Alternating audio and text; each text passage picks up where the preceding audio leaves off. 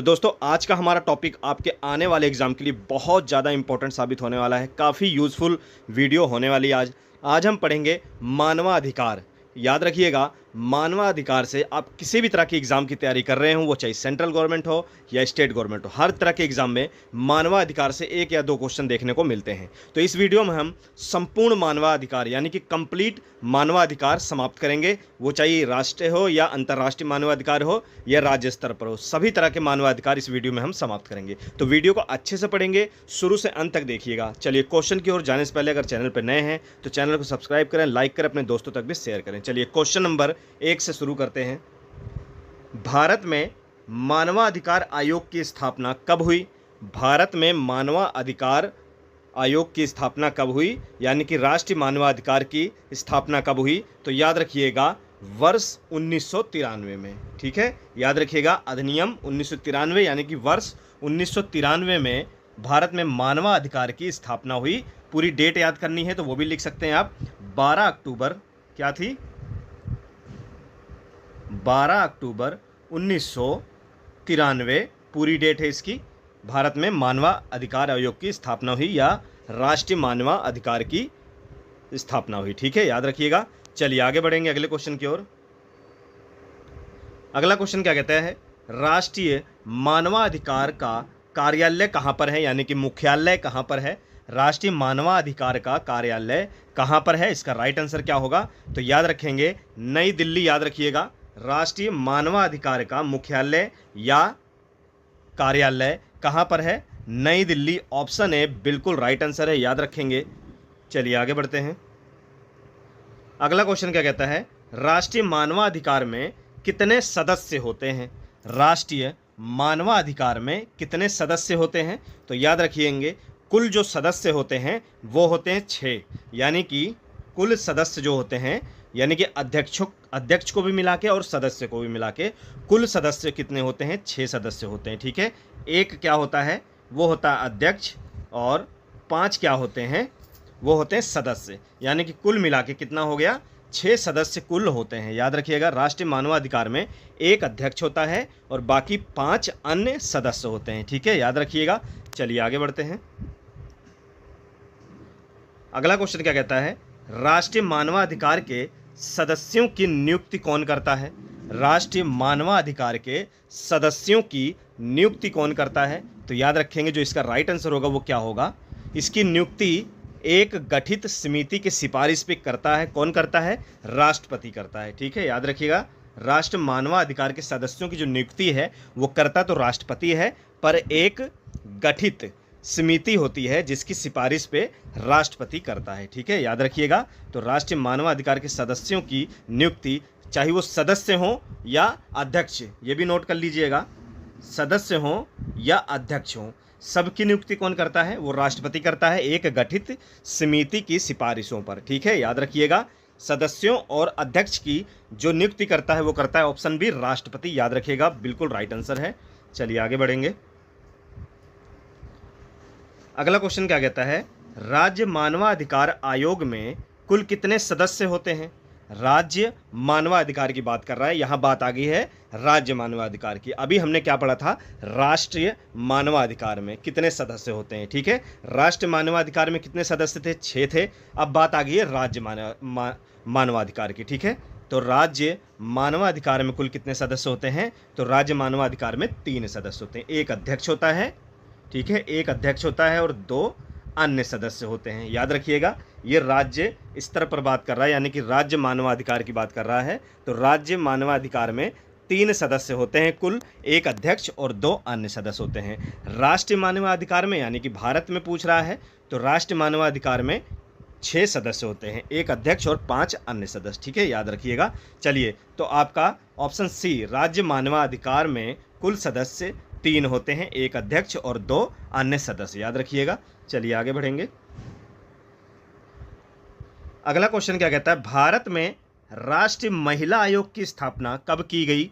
भारत में राष्ट्रीय महिला आयोग की स्थापना कब की गई? मोस्ट इंपॉर्टेंट है, तो याद रखिएगा भारत में राष्ट्रीय महिला आयोग की जो स्थापना थी वो की गई है कब? याद रखेंगे 1992 में। ऑप्शन सी बिल्कुल राइट आंसर है। ठीक है, 31 जनवरी याद रखिएगा 31 जनवरी 1992 में राष्ट्रीय महिला आयोग की स्थापना की गई थी। याद रखिएगा। चलिए आगे बढ़ेंगे। अगला क्वेश्चन क्या कहता है, राष्ट्रीय मानवाधिकार का अध्यक्ष कौन होता है? राष्ट्रीय मानवाधिकार का जो अध्यक्ष होता है वो कौन बनता है? तो चलिए देख लेते हैं। याद रखिएगा, भारत के सेवानिवृत्त मुख्य न्यायाधीश, यानी कि भारत का जो मुख्य न्यायाधीश होता है, यानी कि सर्वोच्च न्यायालय का जो मुख्य न्यायाधीश होता है, रिटायर मुख्य न्यायाधीश, ठीक है, सेवानिवृत्त यानी कि रिटायर मुख्य न्यायाधीश होता है वो, या अन्य सर्वोच्च न्यायालय का जो न्यायाधीश होता है वो राष्ट्रीय मानवाधिकार का अध्यक्ष बन सकता है। ठीक है, याद रखिएगा। इसमें वो पॉइंट नहीं लिखा है तो याद रखेंगे, भारत का सेवानिवृत्त मुख्य न्यायाधीश यानी कि रिटायर मुख्य न्यायाधीश सर्वोच्च न्यायालय का, ठीक है, और सर्वोच्च न्यायालय का न्यायाधीश, ठीक है, चाहे वो मुख्य न्यायाधीश हो चाहे वो न्यायाधीश हो, ये दोनों राष्ट्रीय मानवाधिकार का अध्यक्ष बनाए जा सकते हैं, लेकिन सर्वोच्च न्यायालय के होने चाहिए। ठीक है, याद रखिएगा, यानी कि सुप्रीम कोर्ट के न्यायाधीश होने चाहिए, वो चाहे मुख्य न्यायाधीश हो या सुप्रीम कोर्ट का न्यायाधीश हो। ठीक है, याद रखिएगा। चलिए आगे बढ़ते हैं। अगला क्वेश्चन क्या कहता है, भारत के प्रथम मानवाधिकार अध्यक्ष कौन थे? भारत के प्रथम मानवाधिकार अध्यक्ष कौन थे? तो याद रखिएगा, भारत के जो पहले मानवाधिकार अध्यक्ष थे वो कौन था? तो इसका जो राइट आंसर होगा वो क्या होगा, श्री रंगनाथ मिश्रा, यानी कि न्यायमूर्ति श्री रंगनाथ मिश्रा जो थे वो भारत के प्रथम मानवाधिकार अध्यक्ष थे। ठीक है, याद रखिएगा। तो ऑप्शन सी आपका श्री रंगनाथ मिश्रा बिल्कुल राइट आंसर है, याद रखिएगा। चलिए आगे बढ़ते हैं। अगला क्वेश्चन क्या कहता है, राज्य मानवाधिकार आयोग के सदस्यों और अध्यक्ष की नियुक्ति किसके द्वारा की जाती है? अब बात हो रही है राज्य की, तो राज्य मानवाधिकार आयोग के सदस्यों और अध्यक्ष की नियुक्ति कौन करता है? जिस प्रकार से राष्ट्रीय मानवाधिकार यानी कि भारत में मानवाधिकार की नियुक्ति राष्ट्रपति करता है, उसी प्रकार से राज्य मानवाधिकार की नियुक्ति राज्यपाल करता है राज्य में। ठीक है, राज्य में कौन करता है? राज्यपाल करता है। वो भी राज्यपाल किसकी सिफारिश पे करता है? तो याद रखेंगे, मुख्यमंत्री की अध्यक्षता में एक समिति बनाई जाती है जिसकी अनुशंसा पर राज्यपाल जो है वो मानवाधिकार के सदस्यों और अध्यक्ष की नियुक्ति करता है। ठीक है, याद रखिएगा। तो ऑप्शन बी राज्यपाल बिल्कुल राइट आंसर होगा। तो याद रखिएगा, मुख्यमंत्री की अध्यक्षता में एक समिति बनाई जाती है, ठीक है, उनकी अनुशंसा पर क्या किया जाता है? राज्यपाल द्वारा मानवाधिकार के सदस्यों और अध्यक्षों की नियुक्ति की जाती है, यानी कि ऑप्शन बी राज्यपाल बिल्कुल राइट आंसर है, याद रखिएगा। चलिए आगे बढ़ते हैं। अगला क्वेश्चन क्या कहता है, भारतीय संविधान का निम्नलिखित में से कौन सा अनुच्छेद बच्चों को खतरनाक काम करने से रोकता है? ठीक है, यानी कि खतरनाक कारखानों और खदानों में काम करने से रोकता है, ठीक है, बच्चों को। तो वो कौन सा अनुच्छेद है? तो याद रखिएगा, मोस्ट इंपोर्टेंट क्वेश्चन है, कई बार एग्जामों में देखा गया है। तो अनुच्छेद 24 ऑप्शन ए बिल्कुल राइट आंसर है। अनुच्छेद 24 जो है वो बच्चों को खतरनाक काम करने से रोकता है, खदानों और कहाँ पर? कारखानों में। ठीक है, कहाँ पर? खदानों और कारखानों में बच्चों को काम करने से रोकता है अनुच्छेद 24। ठीक है, याद रखिएगा। चलिए आगे बढ़ते हैं। अगला क्वेश्चन क्या कहता है, भारत में शिक्षा का अधिकार किस अनुच्छेद में गारंटीकृत है? भारत में शिक्षा का जो अधिकार है वो किस अनुच्छेद में गारंटीकृत है? तो याद रखिएगा, इसका जो राइट आंसर होगा वो क्या होगा? तो इसका जो राइट आंसर होगा वो होगा अनुच्छेद 21A। ठीक है, ऑप्शन बी अनुच्छेद 21A में ये प्रावधान है कि 6 से 14 वर्ष के सभी बच्चों को अनिवार्य और निःशुल्क शिक्षा प्रदान की जाए। ठीक है, याद रखिएगा, ये अनुच्छेद 21A में है, 6 से 14 वर्ष के सभी बच्चों को अनिवार्य और निःशुल्क शिक्षा का प्रावधान है। ठीक है, अनुच्छेद 21A में शिक्षा का अधिकार है, याद रखिएगा। चलिए आगे बढ़ते हैं। अगला क्वेश्चन क्या कहता है, निम्नलिखित में से कौन सा वर्ष अंतर्राष्ट्रीय बाल वर्ष के रूप में मनाया जाता है? कौन सा वर्ष अंतर्राष्ट्रीय बाल वर्ष के रूप में मनाया जाता है? तो याद रखिएगा, आपका जो राइट आंसर होगा वो होगा 1979। 1979 में 1979 को अंतर्राष्ट्रीय बाल वर्ष के रूप में मनाया जाता है। ठीक है, याद रखिएगा। इसको किसने घोषित किया था? यूनेस्को ने। यूनेस्को द्वारा ये घोषित किया गया कि 1979 को अंतर्राष्ट्रीय बाल वर्ष के रूप में मनाया गया। ठीक है, याद रखिएगा। चलिए आगे बढ़ते हैं। अगला क्वेश्चन क्या कहता है? मानव अधिकार और अमानवीय गलतियां पुस्तक के लेखक कौन हैं? मानव अधिकार और अमानवीय गलतियां पुस्तक के लेखक कौन हैं? तो याद रखेंगे, इसका जो राइट आंसर होगा वो क्या होगा? तो इसका जो राइट आंसर होगा वो होगा आर कृष्णा अय्यर। ठीक है, ऑप्शन ए बिल्कुल राइट आंसर है। आर कृष्णा अय्यर जो हैं, कौन सी पुस्तक है उनकी? मानव अधिकार और अमानवीय गलतियां। ठीक है, याद रखिएगा। ये क्या थे? ये सर्वोच्च न्यायालय के एक न्यायाधीश थे, आर कृष्णा अय्यर। ठीक है, इन्होंने पुस्तक लिखी मानव अधिकार और अमानवीय गलतियां। ठीक है, याद रखिएगा। Option A R Krishna Iyer आपका बिल्कुल राइट आंसर है, याद रखिएगा। चलिए आगे बढ़ते हैं। अगला क्वेश्चन कहता है राष्ट्रीय मानवाधिकार आयोग अधिनियम किस वर्ष परिवर्तन किया गया? राष्ट्रीय मानवाधिकार आयोग अधिनियम किस वर्ष परिवर्तन किया गया? तो इसका जो राइट आंसर होगा वो क्या होगा? तो याद रखेंगे, इसका जो राइट आंसर होगा वर्ष 2006 में। ठीक है, राष्ट्रीय मानवाधिकार आयोग अधिनियम में किस वर्ष परिवर्तन किया गया? तो वर्ष 2006 में परिवर्तन किया गया। डेट याद रखनी है आपको। चलिए आगे बढ़ते हैं। अगला क्वेश्चन कहता है राष्ट्रीय मानवाधिकार आयोग है क्या है? राष्ट्रीय मानवाधिकार आयोग क्या है? चलिए देख लेते हैं इसका राइट आंसर क्या होगा। तो याद रखेंगे, राष्ट्रीय मानवाधिकार जो है वो एक वैधानिक निकाय है, बहुपक्षीय संस्था है। ठीक है, ये संवैधानिक निकाय नहीं है, याद रखिएगा। यानी कि ऑप्शन ए और सी आपका बिल्कुल राइट आंसर है। राष्ट्रीय मानवाधिकार वैधानिक निकाय है और बहुपक्षीय एक संस्था है। ठीक है, ऑप्शन ए और बी ये दोनों आपका बिल्कुल राइट आंसर है, याद रखिएगा। चलिए आगे बढ़ते हैं। अगला क्वेश्चन क्या कहता है राष्ट्रीय मानवाधिकार आयोग के अध्यक्ष का कार्यकाल कितना होता है? मोस्ट इंपॉर्टेंट क्वेश्चन है। राष्ट्रीय मानवाधिकार आयोग के अध्यक्ष का कार्यकाल कितना होता है? तो इसका राइट आंसर क्या होगा? तो याद रखिएगा, पहले तो हम जानेंगे इसका राइट आंसर क्या होगा। वो होगा ऑप्शन बी 3 वर्ष या 70 वर्ष की आयु तक। ठीक है, इन दोनों में से कोई भी पहले हो जाए। 3 वर्ष या 70 वर्ष की आयु अगर वो पूरी कर गए हो तब भी वो वहाँ से पद से हट जाएंगे, या 3 वर्ष का कार्यकाल उनका पूरा हो गया हो तब भी वो पद से हट जाएंगे। ठीक है, याद रखिएगा। तो आपका ऑप्शन बी बिल्कुल राइट आंसर है, याद रखिएगा। 2019 से पहले, जो भी बच्चे 2019 से पहले की बुक पढ़ रहे होंगे तो आपका ऑप्शन यहाँ गलत हो सकता है। 2019 से पहले 5 वर्ष या 70 वर्ष की आयु तक इनका कार्यकाल रखा गया था, पर 2019 के बाद चेंज किया गया। उसके बाद क्या कर दिया गया? 3 वर्ष या 70 वर्ष की आयु कर दिया गया। ठीक है, याद रखेंगे। तो बच्चे गलत नहीं करेंगे बिल्कुल भी, पुरानी बुकों से नहीं पढ़ेंगे, नई बुकों में आप देखेंगे तो 3 वर्ष 70 वर्ष की आयु कर दिया गया है। यानी कि 3 वर्ष का कार्यकाल पूरा हो जाए उनका, या 70 वर्ष अगर वो पूरे हो जा रहे हैं तब भी वो पद से हट जाएंगे। दोनों में से कोई भी पहले हो जाए। ठीक है, चलिए याद रखेंगे। आगे बढ़ते हैं। अगला क्वेश्चन क्या कहता है राष्ट्रीय मानवाधिकार आयोग के अध्यक्ष की नियुक्ति के लिए गठित समिति में निम्नलिखित में से कौन शामिल नहीं है?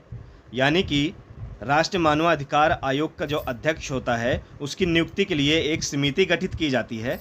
उस समिति में निम्न में से, यानी कि चारों ऑप्शनों में से कौन शामिल नहीं होता है? तो याद रखेंगे, राज्यसभा का अध्यक्ष जो होता है वो इसमें शामिल नहीं होता इस समिति में। ठीक है, एक पॉइंट और लिखेंगे, राष्ट्रपति भी लिख के आता है कई बार।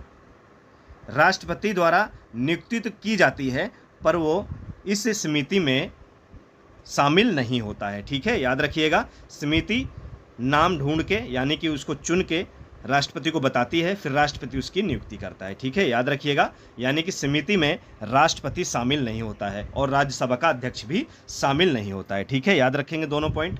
चलिए आगे बढ़ते हैं। अगला क्वेश्चन क्या कहता है राष्ट्रीय बाल अधिकार संरक्षण आयोग में न्यूनतम कितनी महिलाएं सदस्य होना अनिवार्य है? राष्ट्रीय बाल अधिकार संरक्षण आयोग में न्यूनतम कितनी महिला सदस्य होना अनिवार्य है? मोस्ट इंपॉर्टेंट क्वेश्चन है। तो इसका जो राइट आंसर होगा वो क्या होगा, याद रखिएगा, न्यूनतम 2 महिलाएं होना अनिवार्य है। ठीक है, ऑप्शन बी आपका बिल्कुल राइट आंसर है। राष्ट्रीय बाल अधिकार संरक्षण आयोग में न्यूनतम 2 महिलाओं का होना अनिवार्य है। ठीक है, याद रखिएगा।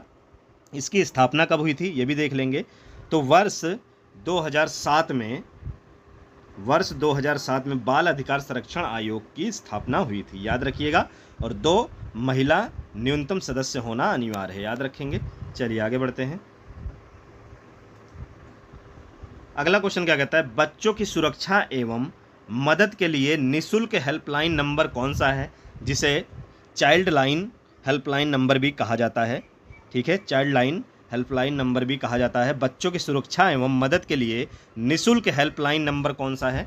तो याद रखेंगे 1098 1098 जो है वो चाइल्ड लाइन नंबर है, जो बच्चों की मदद के लिए है, बच्चों की सुरक्षा के लिए। ठीक है, याद रखेंगे 1098 यानी कि 1098 बच्चों की मदद के लिए एक हेल्पलाइन नंबर बनाई गई जिसे चाइल्ड लाइन नंबर भी कहा जाता है। ठीक है, याद रखिएगा। चलिए आगे बढ़ते हैं। अगला क्वेश्चन कहता है, वर्तमान समय में भारत के मानवाधिकार अध्यक्ष कौन है, यानी कि वर्तमान में कौन है? तो याद रखिएगा, वर्तमान में न्यायमूर्ति अरुण कुमार। ऑप्शन डी बिल्कुल राइट आंसर है, याद रखेंगे। बहुत ही करंट का क्वेश्चन है तो अच्छे से नोट डाउन करेंगे। यानी कि प्रेजेंट टाइम में, वर्तमान समय में न्यायमूर्ति अरुण कुमार मिश्रा जो हैं वो भारत के यानी कि राष्ट्रीय मानवाधिकार के अध्यक्ष हैं। ठीक है, राष्ट्रीय मानवाधिकार के अध्यक्ष कौन है? न्यायमूर्ति अरुण कुमार मिश्रा। ठीक है, याद रखिएगा, बिल्कुल राइट आंसर है। एक चीज़ और नोट डाउन करेंगे, ये 2021 से इस पद पर आसीन है। ठीक है, 2021 से इस पद पर हैं। और हाँ, एक चीज़ और नोट डाउन करेंगे, बस ये कुछ ही दिनों में यानी कि 2 सितंबर को, ठीक है, यानी कि नेक्स्ट मंथ 2 सितंबर को क्या हो रहे हैं, ये रिटायर हो रहे हैं, इनका कार्यकाल पूरा हो रहा है। ठीक है, याद रखिएगा, 2 सितंबर को इनका कार्यकाल पूरा हो रहा है। ठीक है, लगभग कुछ दिन इनके पास बचे हैं, फिर ये अपने पद से हट जाएंगे, याद रखिएगा। तो न्यायमूर्ति अरुण कुमार इस टाइम है, यानी कि एग्ज़ाम में अगर आपका एग्ज़ाम आ रहा है तो आपके एग्ज़ाम में अभी वर्तमान समय में यही है। ठीक है, सितंबर के बाद ये चेंज होंगे, यानी कि 2 सितंबर के बाद चेंज होंगे, याद रखिएगा। चलिए आगे बढ़ते हैं। अगला क्वेश्चन क्या कहता है, संयुक्त राष्ट्र मानवाधिकार आयोग की स्थापना कब हुई थी? संयुक्त राष्ट्र मानवाधिकार की स्थापना कब हुई थी? याद रखेंगे, इसका जो राइट आंसर होगा वो क्या होगा, 1946 में। याद रखेंगे, संयुक्त राष्ट्र मानवाधिकार की स्थापना हुई थी 1946 में। ठीक है, याद रखेंगे। एक चीज़ और नोट डाउन करेंगे, 2006 में इसमें कुछ बदलाव किया गया। ठीक है, संयुक्त राष्ट्र संघ द्वारा संयुक्त राष्ट्र मानवाधिकार से इसको क्या कर दिया गया, संयुक्त राष्ट्र मानवाधिकार परिषद। ठीक है, संयुक्त राष्ट्र मानवाधिकार परिषद कर दिया गया, फिर इसका नाम चेंज कर दिया गया। ठीक है, कब ये किया गया, 2006 में। ठीक है, अगर लिख के आएगा संयुक्त राष्ट्र मानवाधिकार परिषद की स्थापना कब की गई, तो ये 2006 में की गई। अगर परिषद नहीं लिखा होगा, संयुक्त राष्ट्र मानवाधिकार की आयोग की स्थापना कब हुई, अगर ऑप्शन में 2006 नहीं है, 1946 होगा फिर आपको देखने के लिए। ठीक है, याद रखिएगा। चलिए आगे बढ़ते हैं। अगला क्वेश्चन क्या कहता है, कौन सा कानून व्यक्तियों और संगठनों के अधिकारों और कर्तव्यों को परिभाषित करता है? कौन सा कानून व्यक्तियों और संगठनों के अधिकारों और कर्तव्यों को परिभाषित करता है? कौन सा कानून है? तो याद रखेंगे, नागरिक कानून। ठीक है, ऑप्शन बी बिल्कुल राइट आंसर है। नागरिक कानून जो है वो व्यक्तियों और संगठनों के अधिकारों और कर्तव्यों को परिभाषित करता है। ऑप्शन बी नागरिक कानून 100% राइट आंसर है, नोट डाउन करेंगे। चलिए आगे बढ़ते हैं। अगला क्वेश्चन देखिए क्या कहता है, निम्न में कौन एक राजनीतिक अधिकार नहीं है? निम्न में से कौन सा एक राजनीतिक अधिकार नहीं है? तो इसका जो राइट आंसर होगा वो क्या होगा, याद रखिएगा, किसी धर्म को स्वीकार करने का अधिकार। ये एक राजनीतिक अधिकार नहीं है, याद रखिएगा, बाकी मतदान देने का अधिकार, चुनाव लड़ने का अधिकार, सरकार की आलोचना करने का अधिकार एक राजनीतिक अधिकार है। बाकी किसी धर्म को स्वीकार करने का अधिकार ये क्या है, ये राजनीतिक अधिकार नहीं है। यानी कि ऑप्शन सी आपका 100% राइट आंसर होगा, याद रखेंगे। चलिए आगे बढ़ते हैं। अगला क्वेश्चन क्या कहता है, मानव अधिकारों की सार्वभौमिक घोषणा को संयुक्त राष्ट्र महासभा द्वारा किस वर्ष अपनाया गया। मानव अधिकारों की सार्वभौमिक घोषणा को संयुक्त राष्ट्र महासभा द्वारा किस वर्ष अपनाया गया। तो इसका जो राइट आंसर होगा वो क्या होगा, याद रखिएगा दोस्तों 1948। वर्ष याद रखना है बस आपको। मानव अधिकारों की सार्वभौमिक घोषणा को संयुक्त राष्ट्र महासभा द्वारा वर्ष 1948 को अपनाया गया। ठीक है, यानी कि ऑप्शन ए 100% आपका राइट आंसर है, याद रखिएगा। चलिए आगे बढ़ते हैं। इस वीडियो को देखने के बाद आपको मानवाधिकार कहीं से पढ़ने की ज़रूरत नहीं है, कंप्लीट मानवाधिकार है, कुछ भी आपका इस वीडियो में नहीं छूटेगा। तो वीडियो को अच्छे से पढ़िएगा, शुरू से अंत तक देखिएगा। और हाँ, जिन बच्चों को इस वीडियो की PDF चाहिए वो हमारे डिस्क्रिप्शन बॉक्स में जाके टेलीग्राम चैनल ज्वाइन करके वहाँ पर आप PDF पा सकते हैं। और आपको वहाँ पर बहुत सी अच्छी लिंक मिलेगी जो आपके एग्ज़ाम के लिए बहुत ही हेल्पफुल साबित होने वाली है। आप हमारे चैनल के प्लेलिस्ट में भी जाके अपने एग्ज़ाम की बहुत ही अच्छे तरीके से तैयारी कर सकते हैं, याद रखिएगा। चलिए अगले क्वेश्चन की ओर चलेंगे। Amnesty International organisation of volunteer अभियान चलाता है। Amnesty International organisation of volunteers अभियान चलाता है। तो कैसा अभियान चलाता है, ये एक संस्था है, एक संगठन है। एमनेस्टी इंटरनेशनल एक संगठन है जो गैर सरकारी है, यानी कि प्राइवेट संस्था है, प्राइवेट संगठन है। तो ये कैसा अभियान चलाती है, तो याद रखेंगे दोस्तों, इसका जो राइट आंसर होगा पूरी दुनिया में मानवाधिकार के लिए, यानी कि लोगों के अधिकारों के लिए ये संस्था है। प्राइवेट संस्था है, गैर सरकारी है, पर ये हमेशा पूरी दुनिया में मानवाधिकार के लिए लगी रहती है। ठीक है, याद रखिएगा। तो ऑप्शन ए आपका बिल्कुल राइट आंसर है, याद रखिएगा। इसकी स्थापना दोस्तों हुई थी 1961 में। ठीक है, 1961 में एमनेस्टी इंटरनेशनल संगठन की स्थापना हुई थी, याद रखिएगा। जो इसका मुख्यालय है, ठीक है, हेडक्वार्टर है, वो है लंदन में। ठीक है, लंदन में है। ठीक है, याद रखेंगे, ये भी अच्छे पॉइंट हैं, इसको भी नोट डाउन करेंगे। 1961 में इसकी स्थापना हुई थी और लंदन में इसका मुख्यालय है। ठीक है, चलिए आगे बढ़ेंगे। अगला क्वेश्चन देखिए क्या कहता है, उत्तर प्रदेश राज्य मानवाधिकार आयोग का गठन कब किया गया। तो उत्तर प्रदेश की परीक्षाओं के लिए दोस्तों बहुत ही इंपॉर्टेंट है, अच्छे से पढ़ेंगे इसको।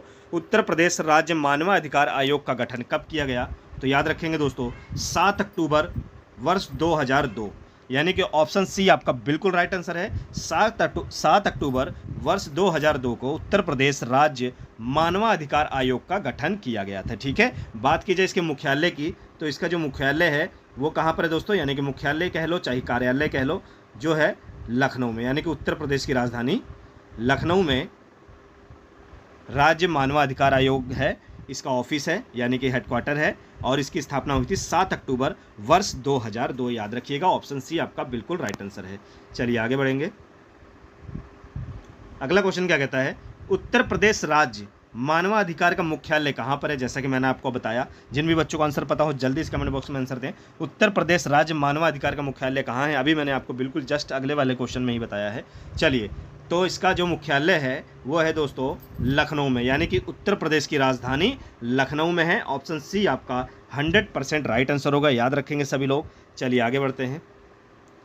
अगला क्वेश्चन क्या कहता है, वर्तमान में राष्ट्रीय महिला आयोग की अध्यक्ष कौन है। मोस्ट इंपॉर्टेंट क्वेश्चन है, कई बार एग्जाम में देखा गया है।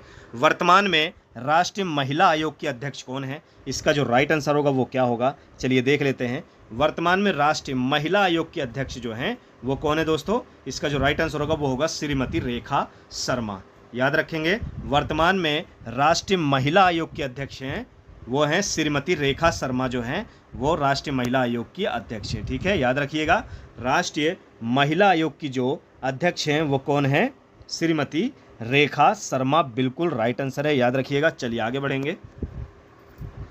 अगला क्वेश्चन क्या कहता है, नीचे कौन सा एक गैर संवैधानिक निकाय है, यानी कि निम्न में से कौन सा एक संवैधानिक निकाय नहीं है।